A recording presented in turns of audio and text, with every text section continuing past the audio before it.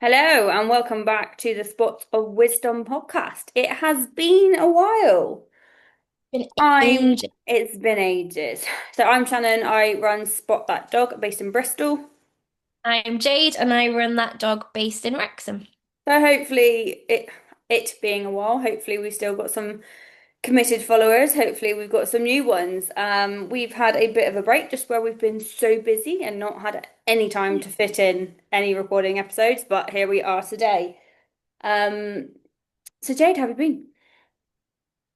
Been okay. It's been Busy. it's been a stressful, busy, God knows how long. But yeah, I'm okay. I'm recovering from COVID, so if I sound Oh, a bit croaky wow. or I start coughing, I'm very, very sorry. And I Um, think people might notice you've got some additions in the background. yes, I have four dogs with me today. Wrong. I'm really sorry. Kevin's in the kitchen. Teenage boy in the kitchen. This one's not mine. She's being dog sat for. You've got Rhea behind me. And Sherlock's down here in his jumper. It could be interesting if it goes. Yeah, it definitely could. So today's episode, we are talking about puppies, puppy training, and then leading on to teenage dogs. Me and Jade know very much about teenage dogs, so Yeah, you will get the full experience. yeah. Honest review. So Jade, what do you think is the importance or the most important things when it comes to puppies? What should people be doing? Okay. So I still teach puppy classes, but I used to have a setup for puppy classes where I'd teach the things that I would feel would be the most important that puppy owners should know. Having then got Kevin, it kind of made me restructure everything that I Yeah, had planned before. Because you start to realize what are the important things and what are the not so important things and what you can teach later and what you need to know yeah, now. So puppy classes for me should be about correctly socializing, yeah. not just let's go and say hello to everybody. Correct socializing, confidence building, Mm-hmm. relationship building, so you've got a little bit of recall. Yeah, Your dog wants to be with you before they get to that teenage stage that we'll talk about. yeah, Um, and things like dropping yeah, things, leaving things, a little bit of self-control. And slightly controversially, loose lead walking, get a little bit sorted now. That can come later. yeah, While your puppy's watching everything and wants to be friends with everything, or, is learning to watch leaves and cars and cows and horses and whatever else, lead walking can be after all that. Do that yeah. later. Yeah, so I'm quite similar with mine. I do teach loose lead, however, a lot of my puppy classes, and it sounds really weird and people might un understand it. We do games, a lot of games in training, but it's like you said, it's building that relationship. So when we teach, our first ever class is engagement and loose lead. Yeah, However, it's games. So it's things that make your dog want to stay with you, stay in your proximity, stay around you instead of being at the end of that lead. yeah, We're teaching them eye contact from day one just so that they just listen to you a little bit. And then like our recall class, I don't teach them how to recall their dog. I teach them again the proximity of keeping your dog within a certain area. Um, Making it so that when you do recall them, they want to come back and there's a reason they come back, not just, oh, Pippin, come here. It's, oh my God, mum's got a ball, or oh my God, mum's yeah. got a treat. Like they come back because they want to come back, not because they've been called. One of the things I see the most in puppy class, and I was talking about this to somebody the other day, is relationship. If you have a good, engaging relationship with your puppy, they'll want to come back to you. They'll want to walk nicely next to you. They'll want to look at you. They'll want to do things with you. And in puppy classes, I can see the people that have fun and play with their Yeah, dog and people who don't and are yeah, just there for like the sake of it. yeah, And you see the people, and they're usually women that are being high pitched and they're yeah, squeaky and they're chasing and they're like wrestling with their dogs, and the dogs are hanging off their every word. yeah, And then you get the people that are just like, come here. And the yeah. dog's, why? You're Yeah. boring. And like it's not we're not being sexist or anything, but it's having to explain to like you said, the male owners that you have to be like, come here, because Yes. the dogs do just respond better to it. It's not a female or a male voice, it's high pitched. They respond better to high pitch than they do low. Yeah, and I think a lot of men get some of them, not all of them, because I've Yeah, got some really nice guys in my class that are there to give it a go. And you go, no, you need to be high pitched and you need yeah, to be squeaky. And they put on this little squeaky voice yeah, dancing about, and I'm like, that's brilliant. Because the dog looks at them and yeah, listens. But especially when, as we're talking about later, when you get to the teenage stage, if you're not fun and engaging and yeah. you don't have that relationship They already, ain't listening. you don't stand a chance. No, Yeah, definitely. And I think, especially from our point of view, you can tell from puppy class who are going to be the ones that stay committed, who aren't. And like sometimes you'll get a complete, what's the word? I don't know, but you'll just like you'll get one client who will completely surprise you. So we've just started puppy class this week, for October, and I can be a little bit socially awkward sometimes. I'm one of those people I feed off of other people's energies, yeah, like yeah, properly feel it.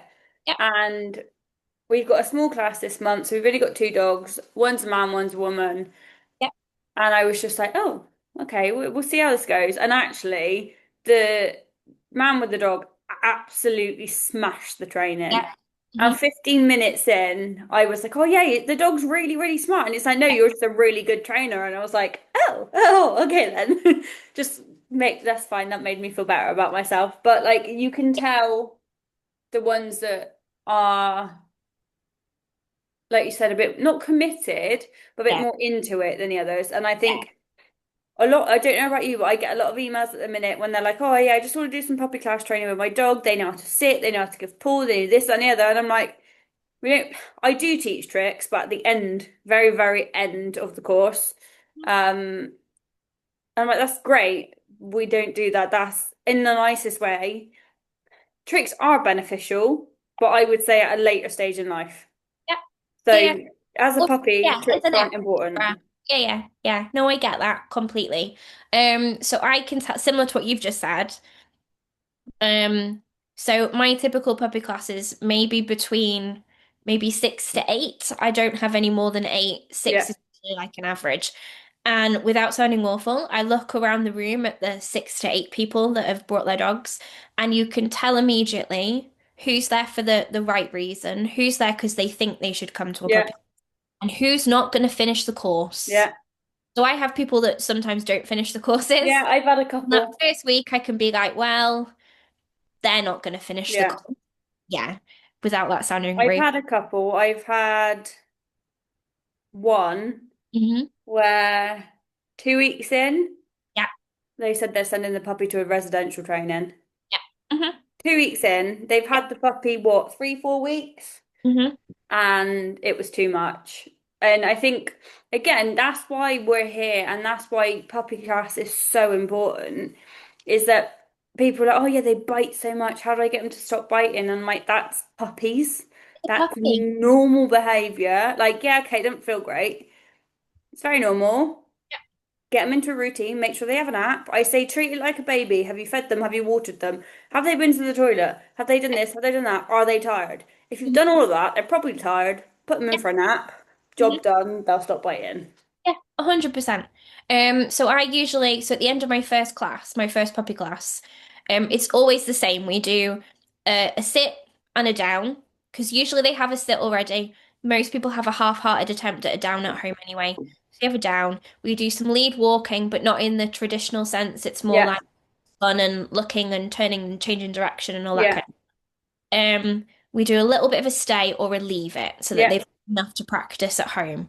And I do maybe 5 or 10 minutes on each, so it's like yeah, one thing to the next thing. So everybody's kind of they keep kept on their toes a little bit. They're not getting bored. yeah, And the last 10 minutes we have a chat and we cover basic toilet training. yeah, We cover biting because everybody asks about biting, and yeah, my first thing is we talk about sleep, yeah, we talk about diet, and we talk about chews and all yeah, that kind of stuff.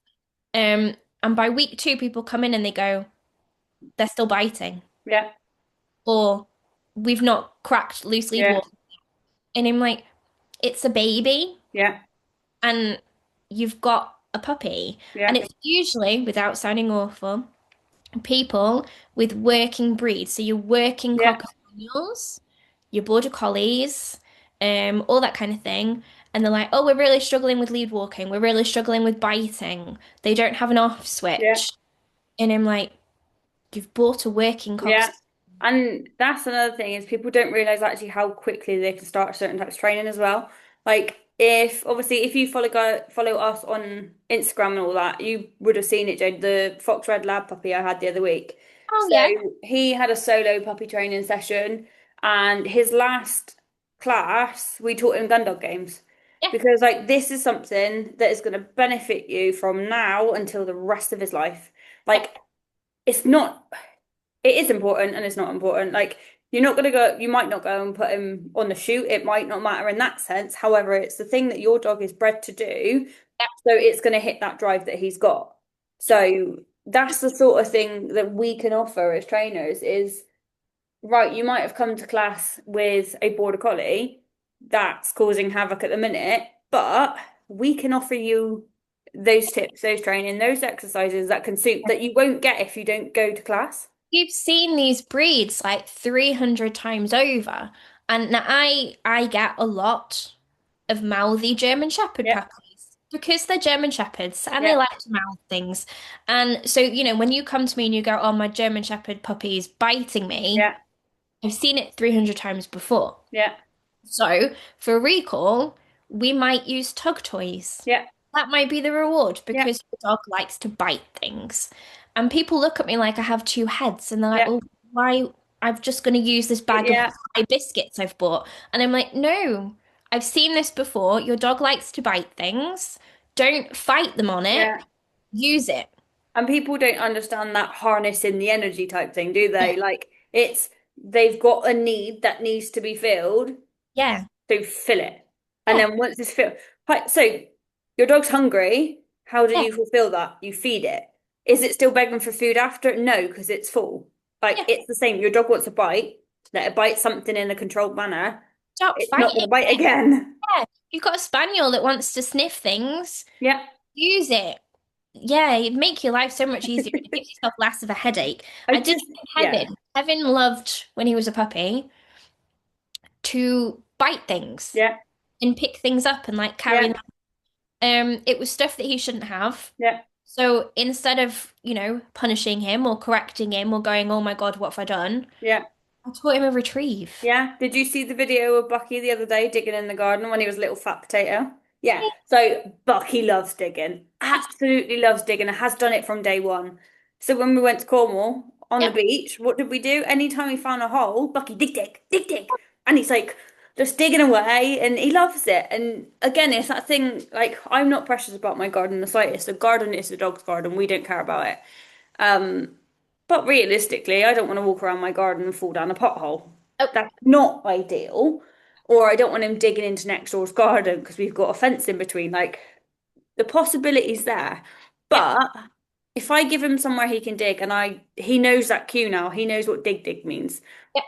I go on the beach and I say, Bucky dig dig, or out in the forest and do it, then that's that need harnessed and sorted and And you can job use that as done. like the best reward ever. Like you can Yeah, whistle him and go, oh no, now we can dig a hole. yeah, No, but oh my God, this is the best thing ever.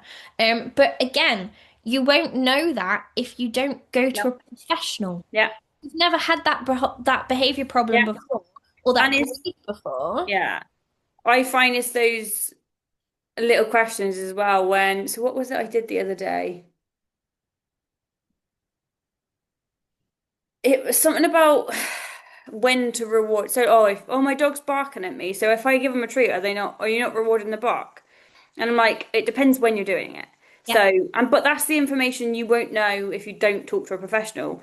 yeah, So the dog barks, you wait 5 to 10 seconds. Once the dog's silent, you reward the silence.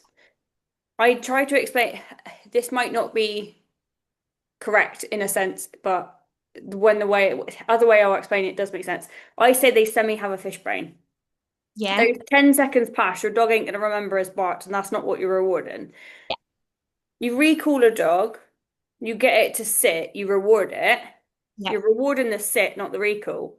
So Yeah. there's your fish brain, in Mhm. that your dog's forgot about the recall because Yeah. you've asked it to sit, so you're rewarding the sit, not the recall. I get that with lead walking, and you might as well. Owners to begin with have cannot for some reason feed whilst walking. Find the whole concept Yeah, of feeding their dog whilst they're yeah. But don't you find they're like this? oh yeah, so their hands are like this and they're trying to Lead like in this hand, treat in this hand. Dog's yeah, here, treat in this hand, yeah. lead in this hand. Treat is always above your dog's Yeah. head. Always, always. Um, and bless them, they come to their first class and they've got their little plastic bag of treats and they're holding the lead and the treats in one hand Hmm. and they're like trying to get a Yeah. treat to feed their dog. Do you ever get the, I didn't realize we go through this many treats? I've had people come with like 5 treats and I'm like, that's not going to work. It's in my email now. It says, when you think you've got enough treats, add more. I have that too. Yeah. And then they go to feed the dog, but they have taken so long to get the one Yeah. treat out of the plastic bag that the dog is now sat on the floor. Yeah. So they feed the sit, Yeah. and then the dog just starts like sitting in Sitting. front and going like, right, what do you want me to do now? Yeah. I'm like, that's too slow, Yeah. guys.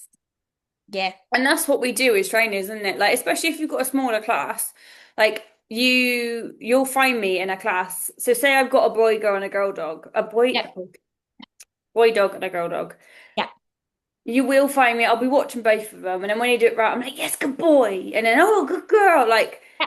Hmm. the owners wouldn't have picked it up, but because I've done it, they'll reward it. But Yeah. then they'll And mark start to more than understand yeah. when it needs to be rewarded. So it's just one of those things. Like there's so many little bits of information that you won't get in the nicest way just doing it yourself. Yes, you can do it yourself. Me and you have both done it ourselves with our first dog. However, again, there's so many reasons Woody could be reactive, but there we could individually say is any Yeah. of them. It could be because I never took him to puppy class and he didn't get to socialize as a puppy. Could be lockdown, could be the loss of his tail, could be anything. However, who's also to say it's not just a pyramid of reasons that's just gone up and then Triggered at the yeah, top.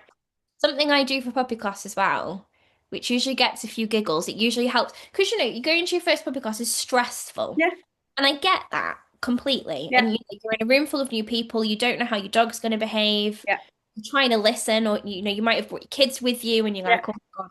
Oh, I had my last puppy class. It's not a problem. My last puppy class, both clients brought Yeah. two kids each. It's like, And I, okay.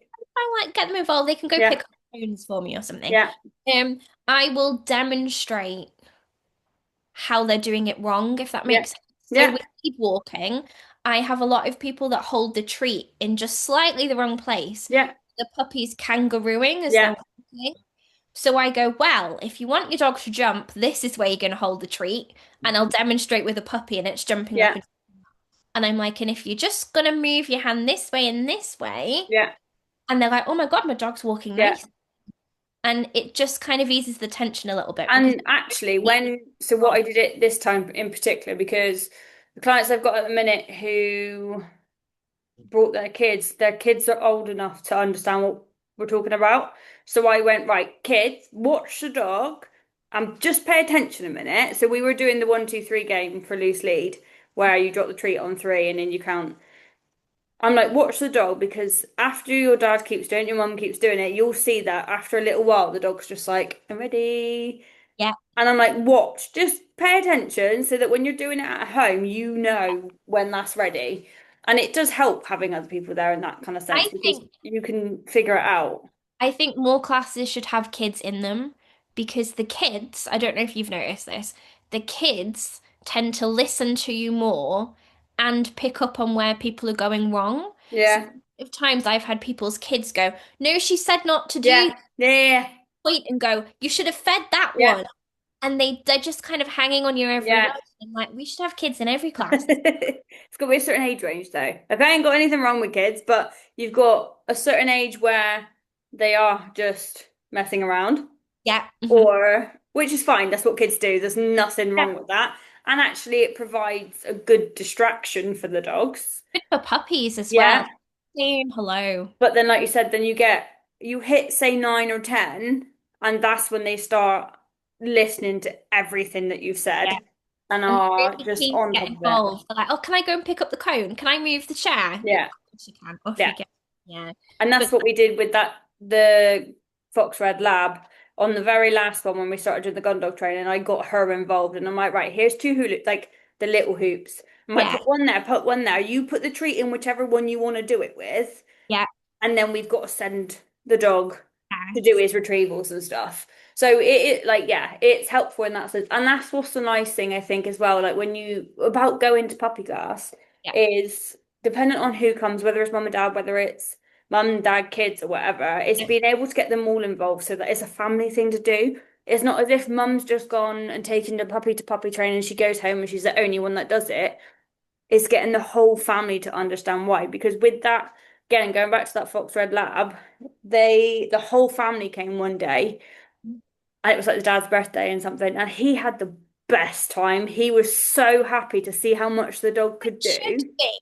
I think there's this very kind of, I don't know, this like stigma almost of a puppy class is going to be you all sit there in silence and then Yeah, you walk around in a circle and you're not allowed to have any yeah, fun. That's like the least, my puppy classes are so not that. yeah, We come in, we have a chat, do a little bit of training. I usually try and throw a few games in there. There's usually some yeah, confidence building. People are taking pictures of their puppy. yeah, Everyone gets to say hello at the end. yeah, They have groups of people that are still in contact with each other and they still go yeah, for like puppy play dates. yeah, So it's not that traditional shouty yeah, thing. It's not that anymore. yeah. It just it's nice when you get the clients as well when they're like as soon as they've done puppy class, they're like, well, what else can we do? Oh, I have people, and I And mean this in the nicest possible way because they'll all be listening, that get rid of. yeah, And they've come to me for like 3 years and yeah. their dogs can off lead heal I and mean, one of mine works for me. So, well, works. You know what I yeah, mean? Like, you can't get rid of them. They get that bug, don't they? And they're yeah, like, oh, I'm enjoying this. And their dog enjoys it and they come and have a social and it's nice. yeah. What should And it's I don't understand because I find that there's been a lot of people recently who they just don't bother with puppy class. And I understand like money's tight for everyone at the minute, but again, that then goes against it. If you can't afford puppy class, you can't afford a puppy kind of thing. I find, and I don't know whether this is just my experience or yours as well, people seem to think that puppy class is a magic wand. You go to puppy class, you do your hour session, you go home. Yeah, You do that for 4, 5, 6 weeks, whatever, and your puppy's fine. It's yeah. finished. No, You never need to work with it again. no. And that'll lead on to our next subject, wouldn't it? Yeah, and I think people go, "Oh, I actually have to do some work Yeah. here," and then they're not interested No, anymore. and it's explaining to the people as well, like, because depending on what age they actually come. So I do puppy class anything up to like 7 months or something, just so that there's not like that buffer. Because depending on some trainers will do like up to 6 months and then nothing, like until they're a year old onwards. Whereas I kind of push it Mhm. a little bit farther because at the end of the day, they still got learning to do. And it's explaining to people like, right, your dog's 6 months old now. This is where the hormones can hit from Yeah, up until a year old or up until 18 months old, or in our cases, like 2 years old. Like, yeah. I have a little bit of the same. So my puppy class is technically up to about 6 months. yeah, I have had slightly older. yeah, And they're like, oh, we've not done any training before. And I'm like, okay, you've got a small breed. You've not done any training. Let's whack you into yeah, puppy class. That's fine. And then I do a 6 month upwards. So usually what happens is people finish the puppy class yeah, straight onto the next one. yeah, And then usually they all tend to hit that hormonal stage at the same time. yeah, So someone comes in and goes, oh, my dog's just started barking all the yeah, time. And then someone else goes, well, mine started humping this yeah, week. And then someone goes, well, mine's lost all their recall. And I'm yeah. like, this is the stage we talked. Hormones. They're And all that's there again, together. that's another thing. If you don't go to puppy class, you're not gonna know. And again, if we go back to all the crap we see on Facebook, especially in a particular breed group, you just get people ask the stupidest questions. Whereas if they had a trainer in their back pocket, Yeah. they'd know. Like, in the nicest way, people invest. I know everyone's got an opinion on whether you class animals at the same value as people or not. We Yeah. do. That is what it is. But you've got people who invest all the money and time into their kids, taking them to football, getting them tutors, like swimming classes, all of that. Your dog still has to learn. So Yeah. why not get a trainer? Why not make your life easier by doing dog training so that you can actually enjoy the time that you have with your Yeah, dog so you you've don't got have that to dog. worry. Yeah, you've got that dog for like 15 Yeah. years. Like put a And little bit of actually, those oomph. 15 years are probably going to be nicer than the first 15 years of a kid's life. And when they start being a teenager and start throwing tantrums, your dog's not going to do that. Not very often anyway. Like it, again, okay, I'm talking as a woman who doesn't have kids and doesn't intend on having them anytime soon, but I've been around enough of them. Like, it's one of those. I just wish people would put more of an effort in with their dogs because there's that thing as well is that, like, you can be like a proud parent of your dog Yeah, and all the things that you miss out on just by not doing it. It is, yeah, right, it's a hobby, but the last two I've had actually, like they'll say, oh yeah, the kids have got this club on Wednesday and this club on Thursday. And she goes, now I've got to have another club for the dog as well. Like, did we go to enough classes for the kids? Why would we not go for the dog? And I'm like, this is the kind of owners that I like. Like, yeah. People forget you've got to enjoy it. Like, what is the point of having a dog? If, I mean, granted, they can be stressful, 100%. yeah, If you're not enjoying them like 80, 90% of the time, like what's the point? So I was saying to somebody the other day, I went to my local dog food shop and yeah, she had a beautiful Doberman puppy in there. So I was saying hello because it's very cute. And we were both said the same thing that we'd much rather do the puppy stage over and over yeah. and over and over again than the stage that Kevin in there's at the minute. Give me a puppy any day. Yeah. And I always, it's when people say to me, oh, my dog bites me. And I'm like, I'm really sorry, but I've never actually personally had that. Like, because we've always had more than one dog, Yeah, they've bitten each other. yeah, I don't get that nippy stage because mum's dogs were never nippy anyway. Charlie and Missy were half brother and sister, so they were a year apart, but they weren't a bitey breed. That they were Cavapoos. They never did that. Dolly, being a puppy farm rescue, had her own issues, mhm, but she was quite a playful puppy. She used to play with Charlie quite a lot. yeah, Woody came along, he was a little puppy yeah, and used to beat the crap out of Missy, but vice versa. And yeah. then Bucky came along and beat the shit out of Woody. So, like, I never had that issue personally, but obviously, I can still recommend things that people do because that's what my job is. But, like, yeah, me personally, take puppy stage any day. I love a puppy. I'd have another one tomorrow. I love a puppy stage. And I think that's not what annoys me because that makes me sound horrible. So when I had Kevin, I was living by myself Yeah, while self-employed. And I did it all myself. yeah, All of it. The yeah, toilet training, the crate training, working with a puppy at the same time, taking him to work, all that kind of stuff. yeah. And I'd still do it again. And that's what we were saying before we started, weren't we? Like when you got Sherlock, Mhm. you did you say you got him 6 months before you became a Yeah, trainer? he was about 6 or 7 months old when I officially started. So like technically you already knew what you were doing. So it's not as if like you weren't me as such. So when I got Woody, couldn't drive, in all honesty, didn't know what I was doing. Like it was fine. I still managed to do things, but you were already on the path of becoming a dog trainer. So for you, it didn't really matter if you took him to puppy class or not because you knew what you were on about. Whereas, like, and I admit everything, I always admit the mistakes that I made with Woody. I didn't take him to puppy class. Don't really know why. I can't remember that far back.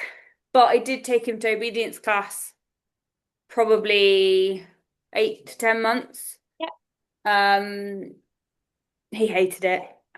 Just absolutely hated it.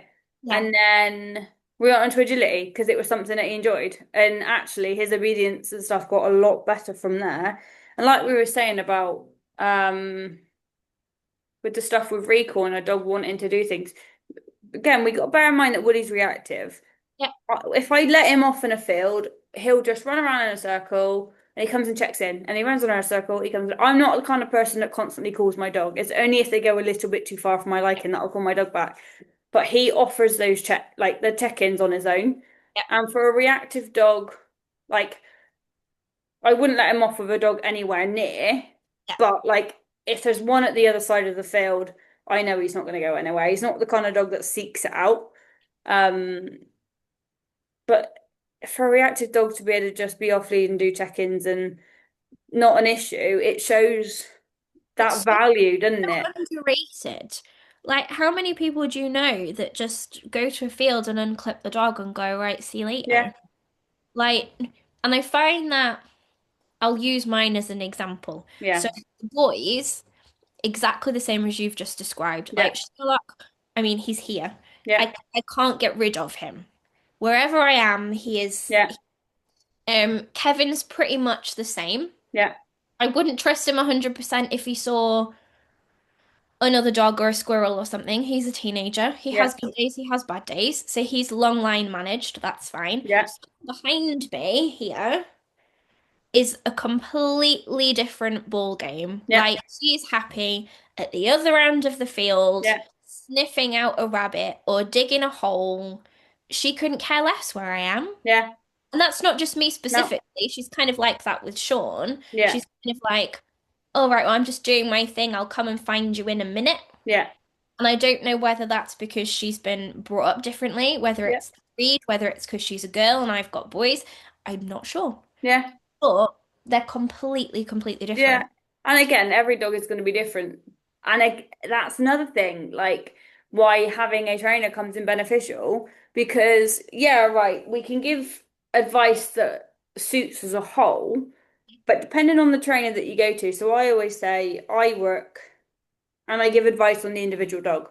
Yeah, So puppy class, yeah, right, everyone has a plan that we follow, yeah, but most of the time I offer two exercises. So eye contact, I offer two exercises. Loose lead, with that 1, 2, 3 game, I do a different one as well. yeah. We have a couple of exercises per issue at hand, just in case, because what works for Woody doesn't work for Bucky, and vice versa. So 100%. you might go, oh, I've tried everything. I've looked on YouTube and I've tried everything that's on the internet. I'm like, yeah, but have you spoken to anyone? No. Well, speak to a dog trainer, tell them about your dog, what your dog likes, what their dog doesn't like.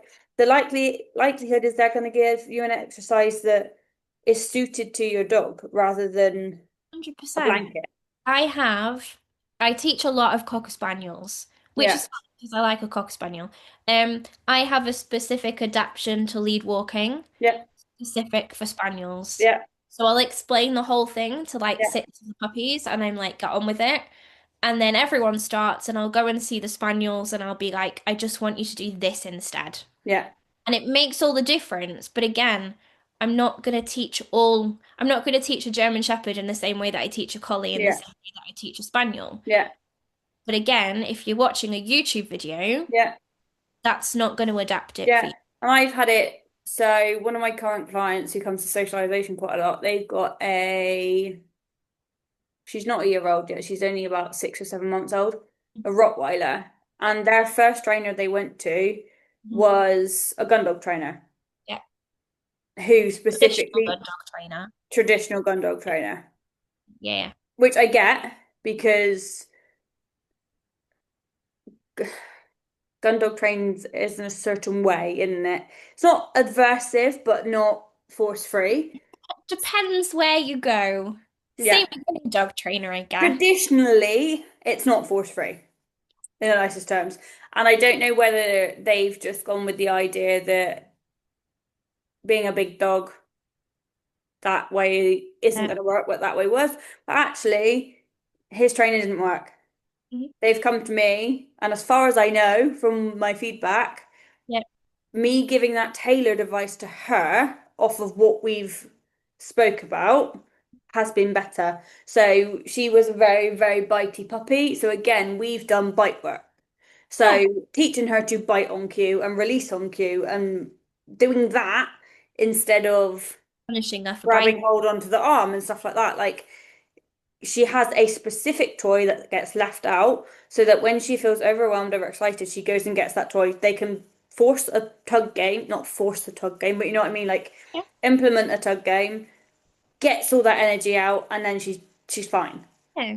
I think something else as well, puppy class wise, we've talked about biting, Yeah, but also you can help then point out when something's not right either. yeah, So there can be puppies that are horrifically bitey. yeah, So people come in and they're like, "Oh, my puppy's biting," and everyone goes, "Yeah, everyone's puppy bites." And you look at their yeah, arm's like shredded to yeah, pieces.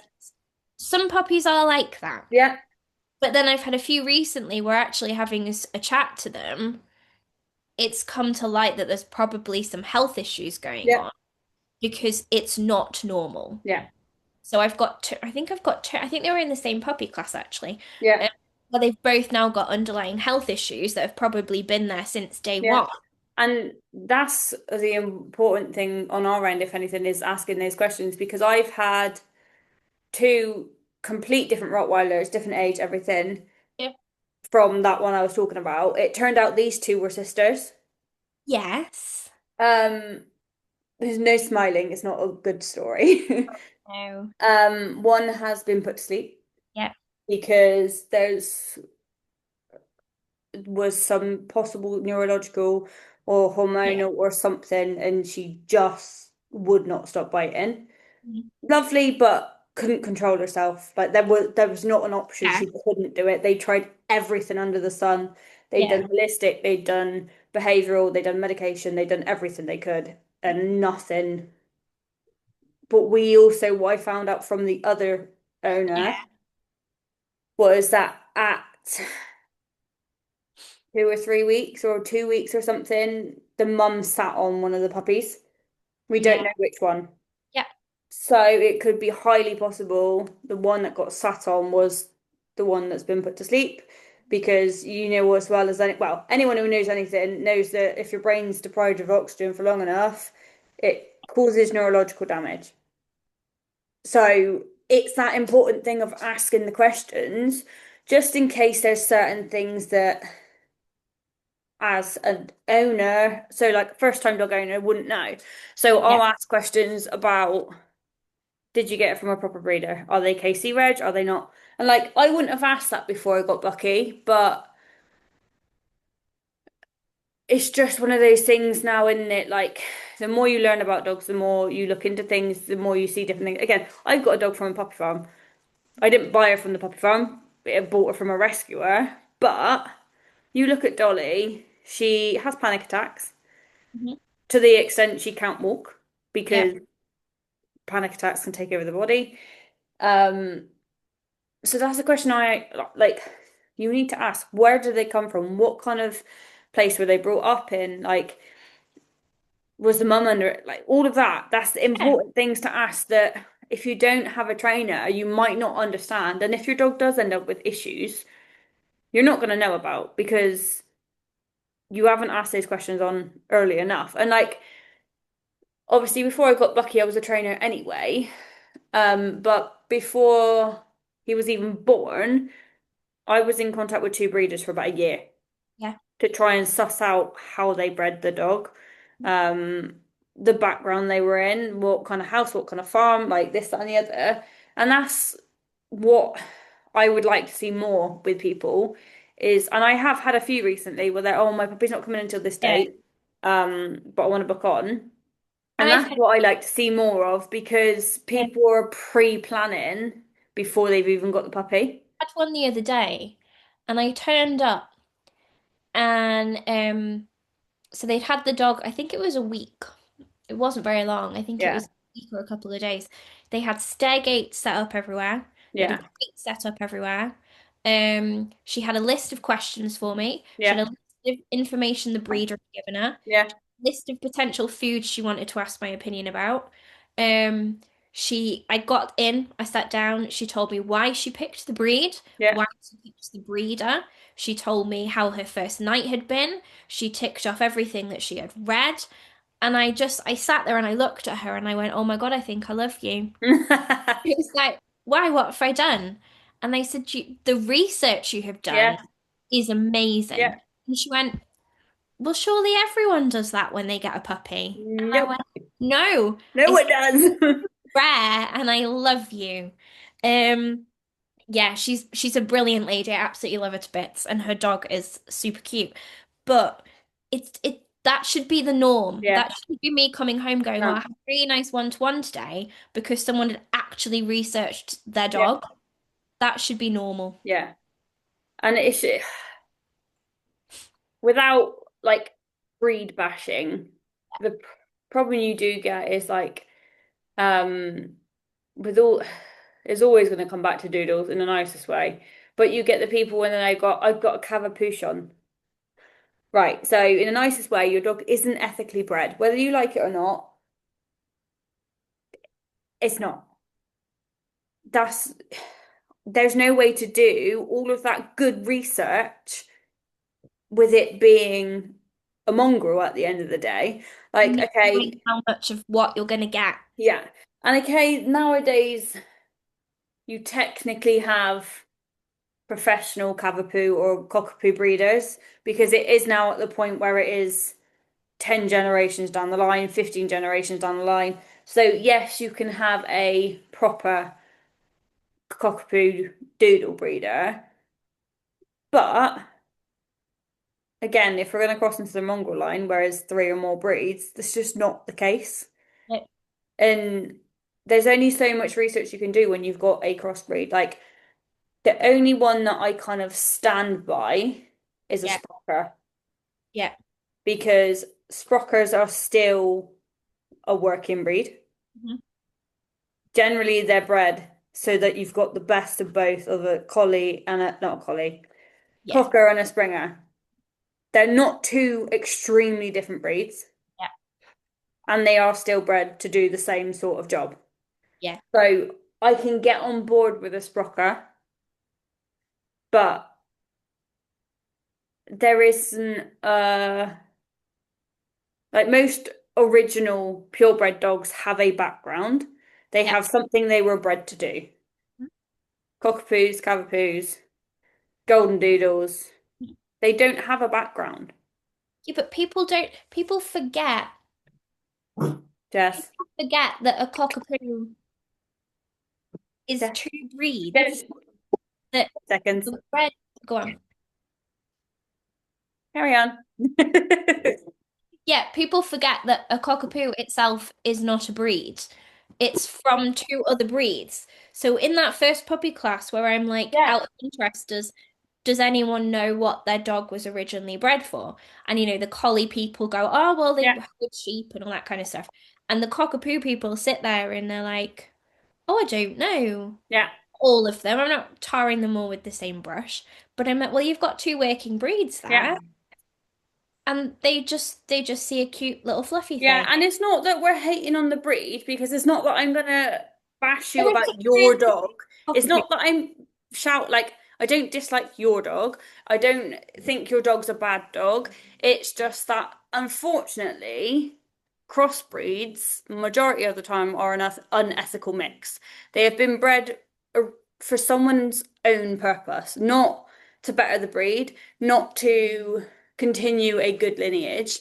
They've been bred again, they say it like the bloke that Jess originally bred the cockapoo has said he regrets doing it because now you've got these mutant dogs Yeah, I that think have as come from it.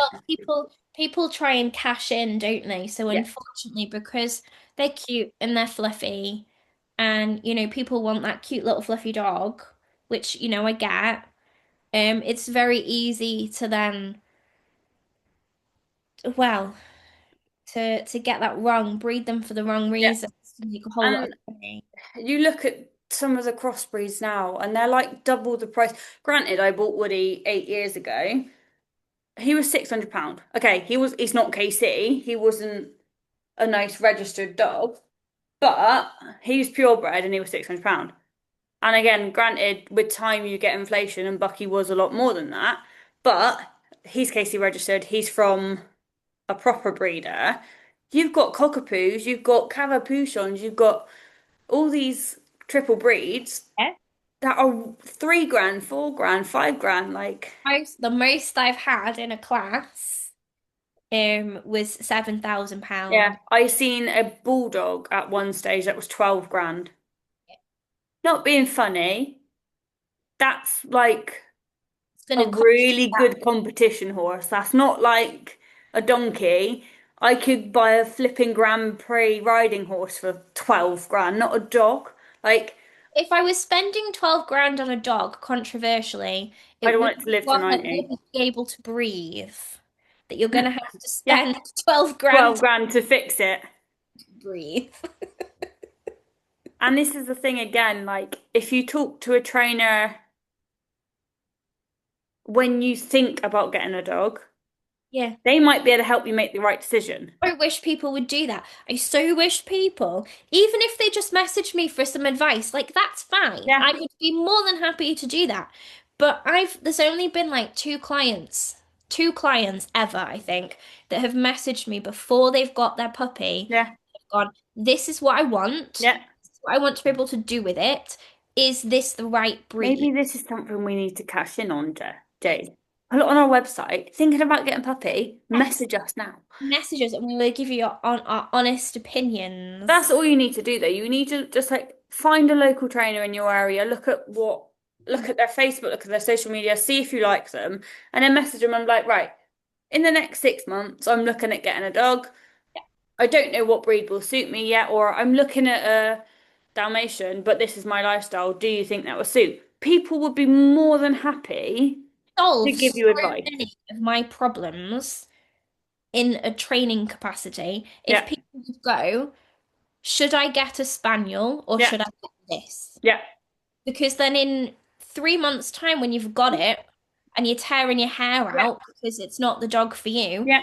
saved yourself so much of a headache. And do you ever find like I have had it once or twice, but then they'll give you two complete different breeds. They're like, oh, I want a pug or a border collie.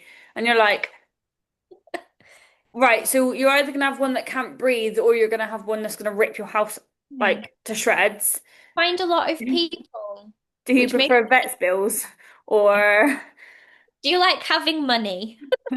Um, I find a lot of people pick the breed that they had when they were a kid. yeah. Because And oh, we they really had this really nice German Shepherd when I was 4, so I yeah, wanted one. literally. And like I was thinking it the other day because obviously Missy and Charlie weren't my dogs. And by the time so I got Woody when I was, what am I now? 29, 21. Um, so I already got my horse by that point. I got Ada at 19. All before that was Missy and Charlie, which is mum and dad's dog, and Dolly eventually.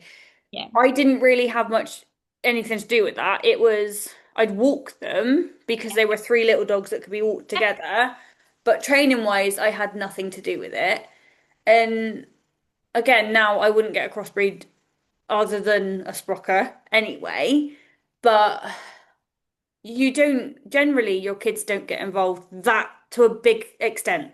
They Yeah. might teach them some tricks, but they don't do it enough that it has an impacting factor. So, like you said, like going, oh yeah, I was gonna say a tortoise for some reason. But even that, if you we're not talking about dogs for a minute, but if someone comes to me, oh yeah, I really want to get a tortoise, when did you last have one? I was 12. Right, well, did you feed it? Do you know the temperature you got to put it to? Do you know this, that, and the other? No. Yeah. Right. So are you sure that's the right animal for you then? Like, I find then they have really unrealistic expectations because in their head they've got this dog that they probably don't remember yeah, correctly.